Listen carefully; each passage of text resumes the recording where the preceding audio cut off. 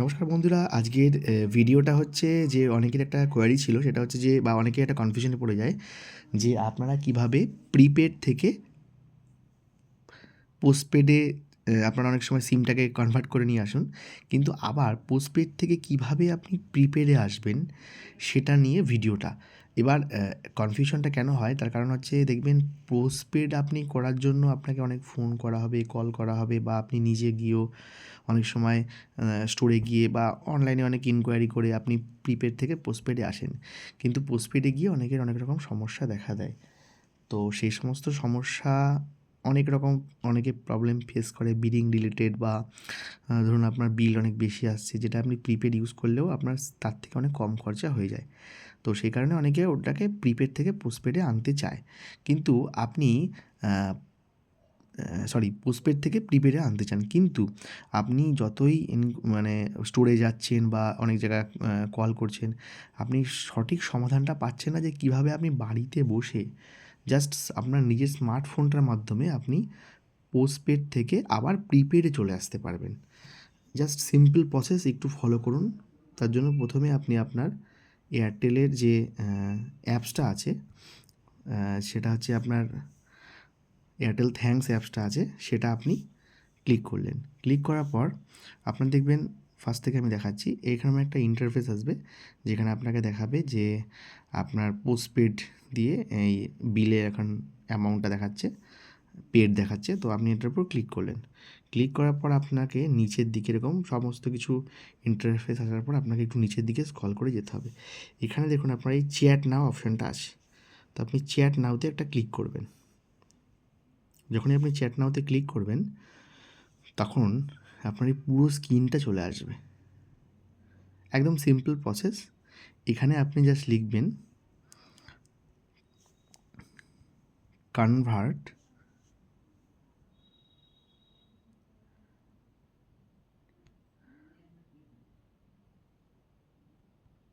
Postpaid to prepaid.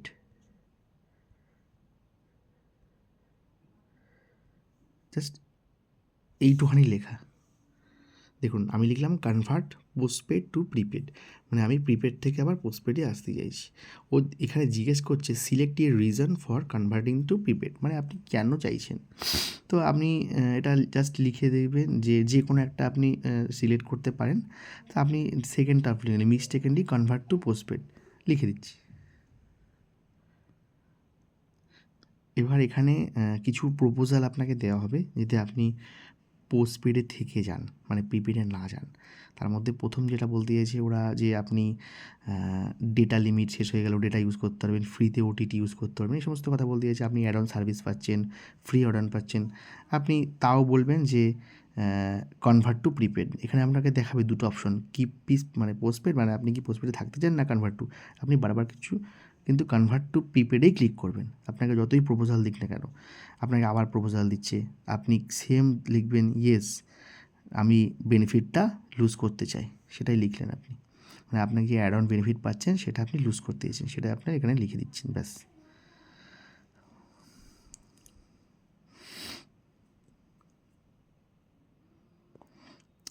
আপনাকে এখানে দেখাচ্ছে যে এত জিবি আপনার ডেটা পড়ে রয়েছে, আপনি বলছেন হ্যাঁ ঠিক আছে, তাও লুজ ডেটা বলে আপনি সেটাতেই সিলেক্ট করলেন। আপনার কিপ পোস্টপেডটা কিন্তু প্রত্যেক জায়গায় দেখুন রয়েই গেছে। লুজ 5G বেনিফিট ইয়েস, মানে আপনাকে প্রত্যেকটায় লুজ বা আপনি কন্টিনিউ প্রিপেডে চাই সেটা আপনাকে I do not want to change plan আপনাকে অফার দিচ্ছে যে আপনি কি প্ল্যান চেঞ্জ করতে চান। I do not want to change প্ল্যানে ক্লিক করবেন। আবার আপনাকে সেই একই জিনিস বলছে যে আপনি আবার চাইলে এই একটা রুলস আছে, সেটা হচ্ছে আপনি যদি কোনো সময় মানে পোস্টপেড থেকে আপনি যদি প্রিপেডে আবার চলে আসেন, তাহলে আপনি পোস্টপেড থেকে আবার প্রিপেডে যেতে চাইলে 90 দিনের আগে হবে না, সেটা আপনাকে বলছে। তাও আপনি দেখবেন আমি কনভার্ট টু প্রিপেড, মানে আপনি এগ্রি যে হ্যাঁ আপনি কনভার্ট টু প্রিপেডেই যাবেন। দেখুন বন্ধুরা, এটা কিন্তু আপনার ইনস্ট্যান্ট হয়ে যাবে, সঙ্গে সঙ্গে হয়ে যাবে, আপনাকে কোথাও যেতে হবে না, কিচ্ছু করতে হবে না। জাস্ট উইদিন মিনিটস, যদি আপনি দেখেন 10 থেকে 15 মিনিট সময় লাগে, এর একটা সঙ্গে সঙ্গে কিন্তু রেজ রিকোয়েস্ট করে দিল। এবার এখানে একটা জিনিস বলে দিই যে যদি আপনার এখানে কোনো বিলিং সংক্রান্ত ব্যাপার থাকে, মানে আপনি যদি এই বিলটা দেখুন, সঙ্গে সঙ্গে মেসেজ চলে এসলো, আপনাদের সামনে মেসেজটা পড়ে শোনাচ্ছি। দেখুন সঙ্গে সঙ্গে এখানে মেসেজ দিয়ে দিল, নেম দিয়ে দিল, you have register your request related to service, এটা ডেটেড আর মানে সঙ্গে সঙ্গে লিখে দিয়েছি যে এটা আপনার সঙ্গে সঙ্গে অ্যাক্টিভেট হয়ে যাবে, বা আপনি এই সার্ভিসটা ডিঅ্যাক্টিভেট হয়ে আপনি আপনার আবার প্রিপেডে ফিরে আসবেন। জাস্ট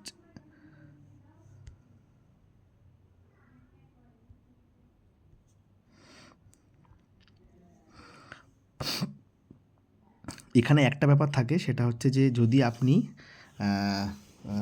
আপনি আপনার মোবাইল ফোনটা এই সংক্রান্ত ব্যাপারে যদি আপনার কোনো ডিউ থাকে, সেই ডিউটা আপনাকে ক্লিয়ার করতে হবে। সবথেকে ইন্টারেস্টিং ব্যাপার হচ্ছে আপনাকে ডিউটা ক্লিয়ার করতে হবে যদি আপনার কোনো ডিউ থাকে।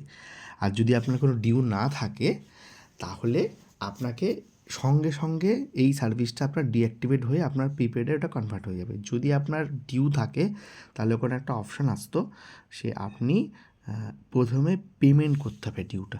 যেহেতু কোনো বিলে ডিউ নেই, বিল পেড ছিল, সেহেতু আমার এটা ইনস্ট্যান্ট হয়ে গেল।